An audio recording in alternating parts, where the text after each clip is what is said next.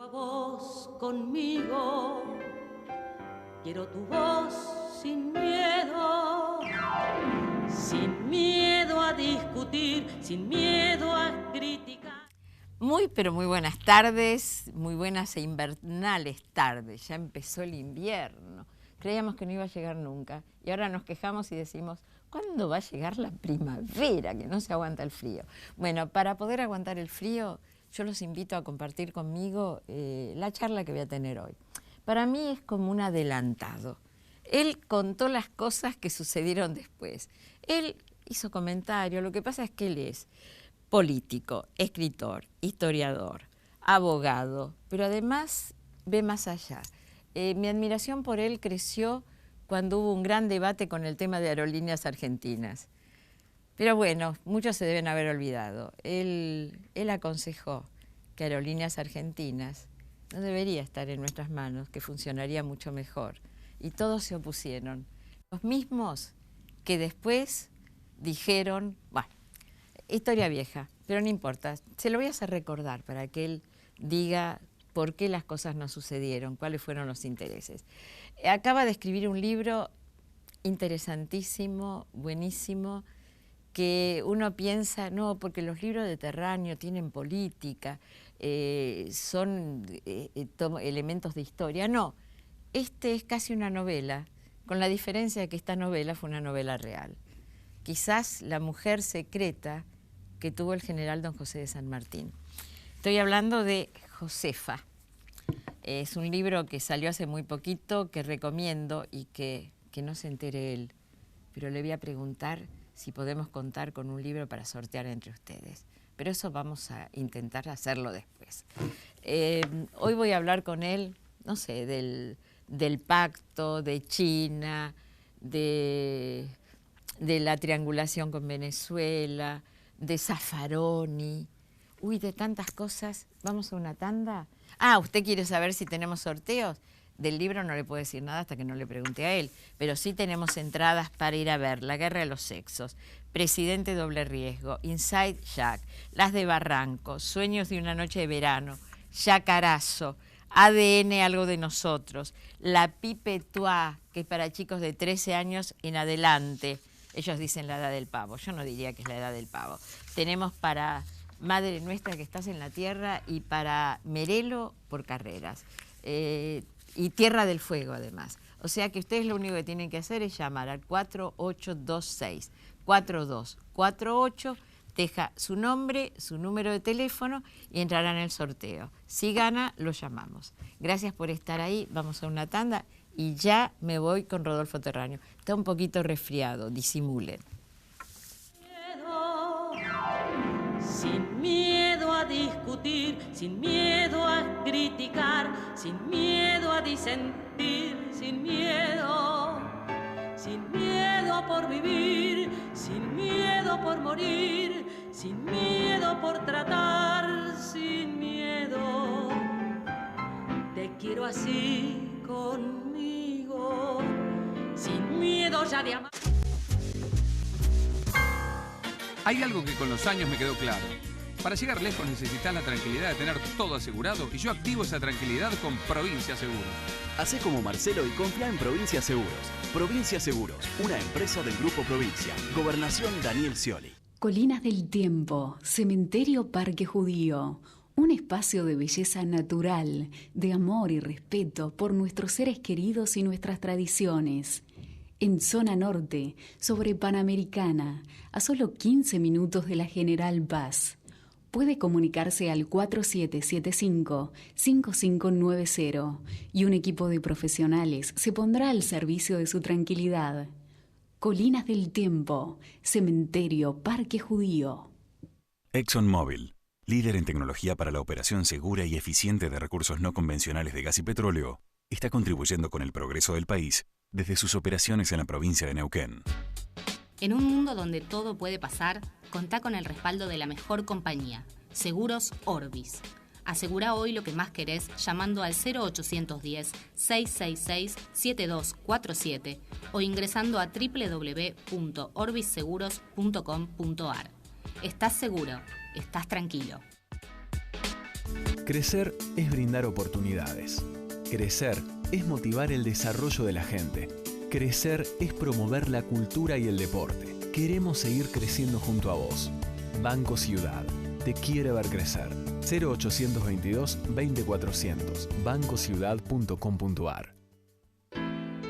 HF Center. Líderes en medicina revitalizante y antienvejecimiento. La medicina del futuro hoy. Dr. Hugo Ángel Francetti. Matrícula nacional 44213.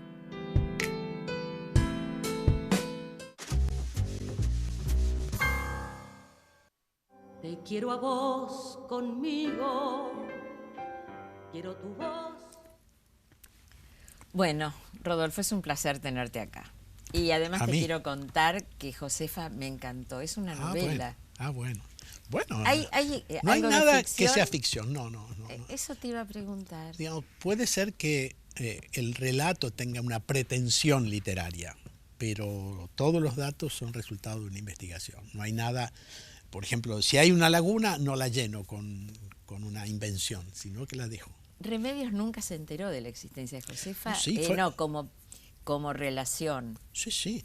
En Mendoza estuvieron juntas, fueron amigas durante el periodo que ella estuvo ahí. Pero sabía el significado de Josefa en la vida de San Martín, a eso me refiero. Mira, yo no podría decir definitivamente cuál fue el significado personal en la vida de San Martín. Hay muchos indicios, por cierto. Fue importante en la vida de San Martín. Sí, pero fue importante desde el punto de vista político. ¿Qué es lo que más me interesó? Porque yo no quise hacer intrusos en la historia. No, lógico. Entonces, desde el punto de vista político, fue un personaje muy importante. Ella primero fue gobernadora consorte en Montevideo. Bueno, si has leído el libro sabrás. Sí, todo lo que hizo, esa tarea, el desarrollo social que hizo allí. Recién se había descubierto la vacuna contra la viruela, había una gran epidemia. Tuvo una gran tarea social. No, claro, ella hizo inocular en la plaza pública, después iba casa por casa. Sí, porque la gente tenía miedo. Ayudó a formar el ejército Fue una líder. Claro, el ejército para resistir a las invasiones inglesas. ¿Te dio placer hacer este Sí, libro? Liniers la elogió, fue presa, y después con San Martín tuvo una tarea muy importante en la formación del ejército de los Andes, y cuando él estaba en Perú le manejó mucho la relación sanmartiniana en la guerra contra los Carrera. Rodolfo, a mí me llama la atención.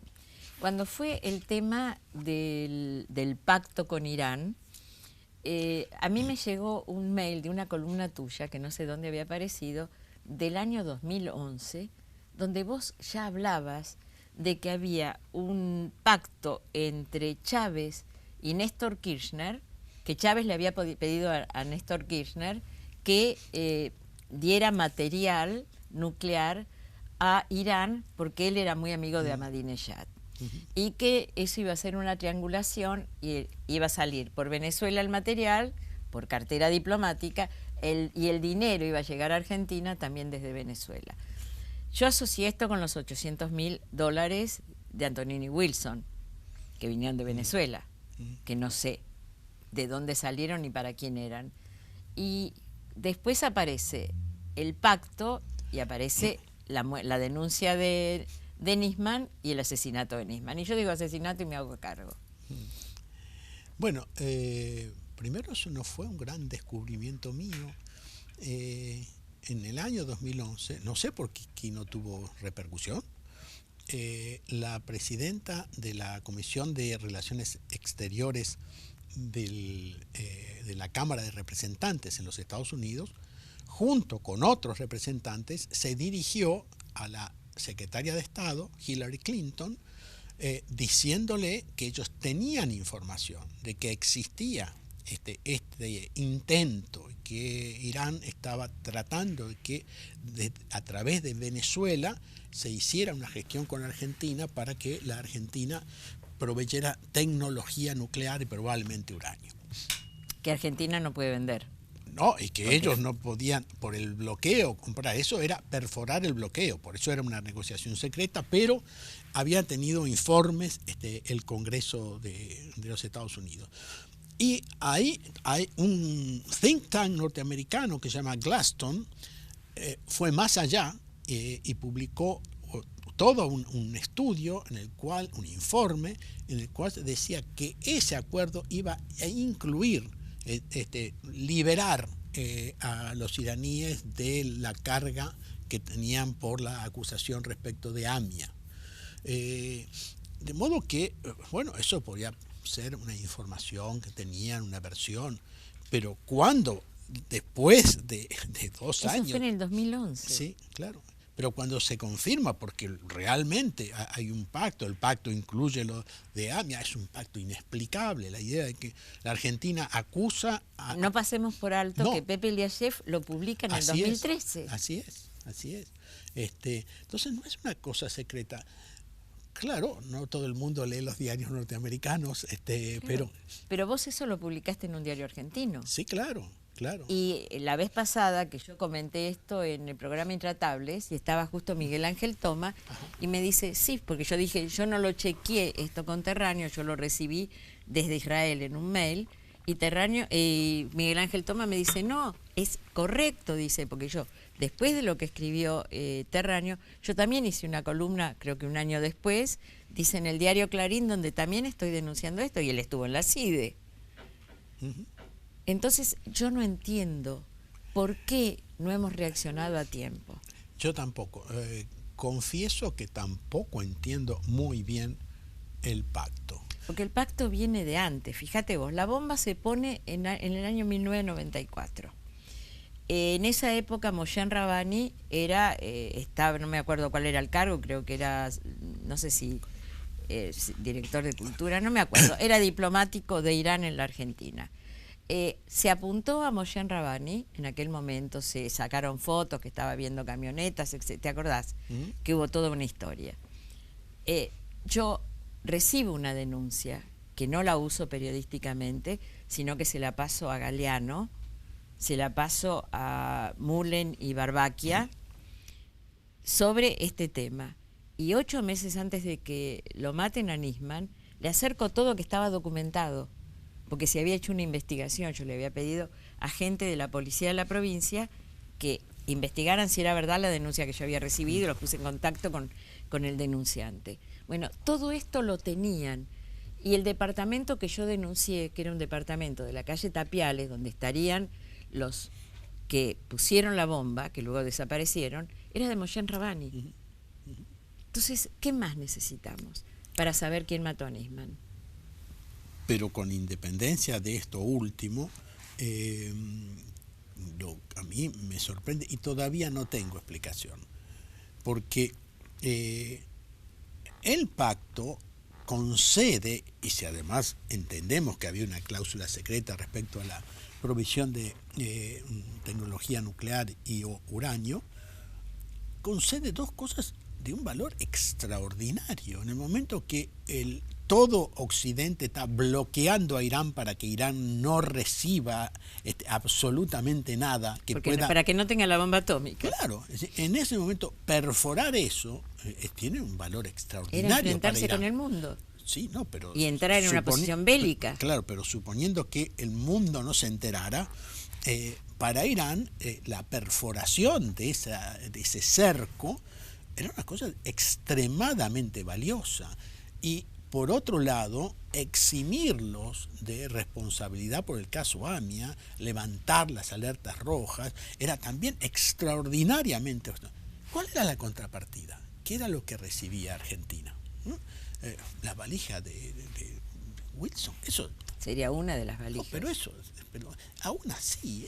Es que eso no lo recibiría Argentina, lo recibiría una persona física. Sí, yo entiendo, pero cuesta entender, porque el monto tiene que ser extraordinario de eso, si hubiera un monto en moneda, en dólares. Entonces, ¿cuál es la trama secreta de esto? Eso no lo puedo saber. Sí, me parece que se dio todo lo que había advertido en función de esa documentación norteamericana. ¿Vos crees que lo mataron en Nisman? Mira, ¿O no te animas a...? No es que no te animas, no querés hablar No es que no quiera hablar. No, por favor, ¿por qué no voy a poder No, hablar? sin tener una base documentada, a eso me refiero. Me parece que hay tanta información contradictoria. Yo no he leído el expediente, pero me parece que tampoco el expediente va a ser muy... Supongo que no.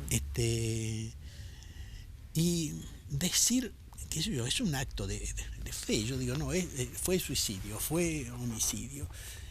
Pero Y todo el mundo que lo conoció dice que no tenía las características. Ya lo sé, no, por supuesto, no, pero es que es una hipótesis muy fuerte, no digo que no, por eso digo, hay elementos a favor de una y otra teoría. Y a mí lo que me parece es que se haya suicidado, lo haya matado. No y demás. es el tema. No. El tema es... Sí, pero el tema es ir atrás. En los dos casos, si lo mataron o se suicidó, en los dos casos es para detener lo que él estaba haciendo. Claro, porque él, por alguna razón, no podía seguirlo adelante, por las amenazas, lo que fuere, o lo mataron. En los dos casos, digo, ¿por qué lo mataron o por qué se suicidó? Por lo mismo. Entonces, lo que a mí me parece que, está bien, la justicia tendrá que investigar esto, pero hay que seguir adelante, porque lo que ha pasado es que después de la muerte de Nisman, se ha discutido sobre todo si lo mataron, si se suicidó, pero el curso de la investigación que le estaba llevando no se ha seguido, que yo sepa. Yo en la apertura hablé de lo de Aerolíneas. ¿Cómo era el tema de Aerolíneas? Sé que quienes se opusieron fueron los que después votaron lo mismo que vos habías querido hacer. ¿Cómo era el tema? Porque pasaron muchos años de esto, era cuando empezó Menem. No, yo había firmado un acuerdo con SAS. Pero no era una decisión administrativa. Aerolíneas escandinavas, o sea que los países que mejor están en cuanto a democracia. Pero quiero decir, yo no había hecho una adjudicación. Yo firmé un acuerdo que SAS firmó, era un convenio ya firme, pero yo lo sometí al Congreso para que lo ratificara el Congreso. ¿El acuerdo consistía en? Consistía en lo siguiente. SAS compraba 40% de Aerolíneas. El Estado se quedaba con 51% y 9% era para el personal. SAS tomaba la gestión de Aerolíneas, pero por convenio no podía comprar ni una acción más y no podía vender. O sea que no tenía la famosa acción de oro, como se llama. No, estaba encerrada, no podía. Entonces, la única manera de recuperar la inversión y de ganar era hacer ganar a la empresa. Tal cual. Porque entonces con el 40% de las ganancias iban haciendo una cosa y la otra. Y SAS, como decís, era una de las empresas más serias del mundo. Y otra cosa, SAS volaba, digamos, de Escandinavia al Lejano Oriente, todo, digamos, la parte oriental del globo terráqueo, y Aerolíneas la occidental. De modo que se unían las dos como una suerte de globo. Era un buen negocio para las dos. Yo creo que sí. ¿Quién se había puesto? Eduardo Menem, ¿no? Uno de los bueno, que se opuso todo el bloque peronista. Eduardo llegó a decir una frase que se ha hecho célebre: vender una sola acción de una empresa estatal es una infame traición a la patria. Y después vendieron todo. Y además a un competidor. Y le pagaron una millonada. Sí, pero digo, Iberia es un competidor, porque está en las mismas rutas. Bueno, no en todas, pero en gran parte de las rutas entre el Atlántico Sur y Europa. De modo que, bueno, fue algo muy extraño, pero ya pasó. ¿Cuándo denunciaste el tema de Zaffaroni y los gobiernos militares? En el año 2003, el presidente Kirchner designó a Zaffaroni para la Corte, pero como sabés, estas designaciones tienen que ser aprobadas por 2/3 del Senado. Yo era senador y, bueno, primero me pareció bien, porque Zaffaroni es un jurista prestigioso, no solo aquí, también internacionalmente. Me pareció una buena designación, pero uno tiene que estudiar antes de votar, Y me puse a estudiar. La primera cosa es, sí, ¿cuándo era juez? ¿Cuándo empezó? Bueno, entonces voy a ver qué pasó en el año 1976 y me encuentro con que él juró por los objetivos del proceso y por el estatuto que la dictadura puso en lugar de la Constitución. Y ese estatuto establecía que se disolvía la Corte Suprema, se disolvía el Congreso, se disolvían las cortes, los tribunales de las provincias, los consejos deliberantes. Totalitarismo. Entonces, bueno, se prohibía la política, se prohibía la actividad sindical. No, si alguien ha hecho eso, yo digo, un juez de la Corte Suprema, ¿quiénes son los jueces de la Corte? No, son unos ventrílocuos que hacen hablar a la Constitución, que no habla por sí sola. Es decir, la Constitución dice lo que la Corte Suprema le hace decir. Entonces, ¿cómo puede ser que alguien asuma esas funciones cuando ha atropellado la Constitución? Curiosamente, encontré, después fue eliminado en el sitio de las Madres de Plaza de Mayo, en internet, que ellas habían denunciado a 437 jueces por haber hecho eso, por haber jurado fidelidad. ¿Y no estaba Zaffaroni entre ellos? 435 porque era por orden alfabético. El último era él, por la Z. El penúltimo, no, antepenúltimo. 435 era. Y después eso fue retirado. Es decir, la observación que hice yo la había hecho antes las Madres de Plaza de Mayo, que después la retiraron. ¿Cuántos habeas corpus presentó Zaffaroni en la época de los milicos? ¿Cuántos recibió? Bueno, 84. Y no, ¿cuántos presentó? No, él era juez. Ah, recibió, sí, perdón. ¿Y cuántos resolvió? No, ninguno llevó al esclarecimiento de nada, que ese es otro factor. Pero después también encontré el libro. Había un solo ejemplar en la Biblioteca Nacional que después desapareció. El libro Derecho, Gabriel Levinas consiguió uno ahora. Pero el libro Derecho Penal Militar, bueno, ahí era toda la justificación teórica de la represión, la necesidad terrible, la necesidad terribilísima, la legítima toma del poder, la muerte del delincuente, ¿no? Era toda una justificación. Y además el prólogo decía que agradecía al auditor de la Fuerza Aérea y de la Marina que habían leído los originales antes de la publicación y habían hecho contribuciones importantes. Lo cual demuestra que si los leyeron y los aprobaron, sí, estaban a favor de ellos. Claro. Ahora, se hizo una audiencia pública.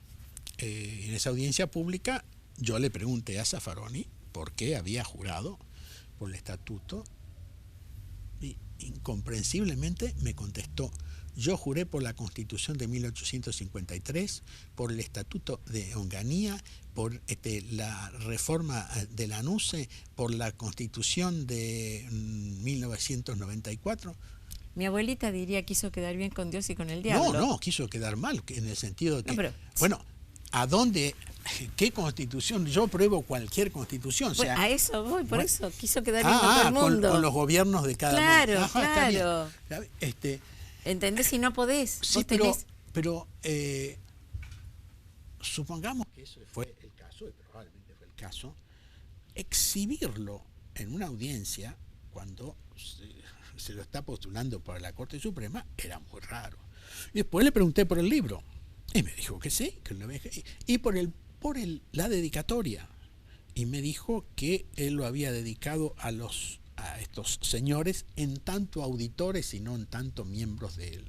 Como si los auditores de las Fuerzas Armadas fueran ajenos a la dictadura. Además, uno de ellos, el que leyó, había sido en el comienzo de la dictadura subsecretario de Justicia de Videla. Entonces, todas estas cosas, dije, bueno, yo no puedo aprobar. Pero lo que a mí me extrañó y sigue extrañándome es que esto, bueno, fue hecho público en la audiencia, pero además fue todo lo que yo aporté en el debate. Eso te iba a preguntar, había mucha gente en la audiencia, estaban todos los diputados, todos los opositores y los oficialistas. Pero además ¿cómo nadie se acordó de esto en 12 años? Sí, claro. Y además en el recinto, pero inicialmente en el recinto. Esto fue escuchado. Además yo planteé la incorporación por escrito al diario de sesiones, incorporé datos, pero fue una larga exposición que fue escuchada en silencio. Porque y nadie más intervino ni preguntó. No, 2/3 votaron a favor. Entonces, ¿por qué esto? Y después, como vos decís, ¿por qué no hubo repercusión tampoco de esto? No, eso me llama la atención. Apareció todo esto, alguien lo rescató, afortunadamente no, porque igual 12 años después. 12 años después, a eso voy. Ahora, todos los gobiernos han querido tener jueces amigos para no ir presos cuando terminara su gobierno. Es la única explicación que le encuentro. Porque yo gobierno, quiero gente transparente. Fíjate, en el 83 disputaron la presidencia de la Nación Italo Luder y Raúl Alfonsín. Me acuerdo. Cuando ganó Raúl Alfonsín, le ofreció a Luder la presidencia de la Corte Suprema. Me acuerdo, que no la aceptó Luder. La aceptó. Es una pena, hubiera sido muy bueno. Bueno, pero quiero decir... Porque eso me hace recordar al abrazo de Perón y Balbín. Bueno, no, era también una indicación de la voluntad de que hubiera una justicia independiente. La designación de Faet, ahora tan cuestionado, bueno, era un socialista, nunca fue radical. Sí, hay una anécdota que me encantó de cuando le dijo a Alfonsín, me vengo a despedir porque nunca más le voy a atender el teléfono. Claro. ¡Qué maravilla! Sí. Bueno, por eso no es que todos los gobiernos se ponen jueces amigos, porque además gobierno como Alfonsín no tenía ningún temor de lo que podía pasar después, y en efecto no le pasó nada, porque no había nada para que le pasase algo. Rodolfo, ¿vos sabés que las buenas charlas se terminan muy rápido? Me están haciendo señas que se termina el programa. Y yo te quiero preguntar, porque cada vez que yo muestro un libro la gente dice, no lo sorteás el libro, y los libros vienen, viste, dedicados, no lo puedo sortear, pero yo te puedo pedir un libro para sortear entre la audiencia. Hagamos esto. A ver. 5 libros dedicados a cada uno de los que... Sos un amor. Yo sé por qué te quiero. Y yo te voy a regalar, porque yo tengo un amigo, se llama Martín Cabrales, sí, claro, que siempre me manda café y capuchino y té y yerba mate para que yo le regale a la gente que quiero. Y como yo a vos te quiero mucho, ya lo sé. Esto es para vos, para que lo disfrutes, que se te mejore el resfrío. Gracias por venir. Con café hay que ponerle, ¿qué era? Whisky, ¿no? Al café había que ponerle whisky, y para la garganta jengibre rallado, que te digo que es un remedio fantástico, te aclara la garganta enseguida. Bueno, whisky o ron, si querés. Que es lo que le puse ayer, pero por lo menos no vine disfónico. No, te agradezco muchísimo que hayas estado acá, y lamento mucho que no seas candidato a algo. Políticos como vos necesitamos. No me importa el partido, quiero gente como vos. Bueno. Nos volveremos a encontrar acá o en la radio cuando quieras, y nosotros nos volvemos a encontrar, Dios mediante, el sábado que viene, frente a un cafecito, frente a un whiskycito, ¿por qué no? O a un submarino, porque yo soy golosa. Hasta el sábado que viene. Sin miedo de enfrentar los miedos.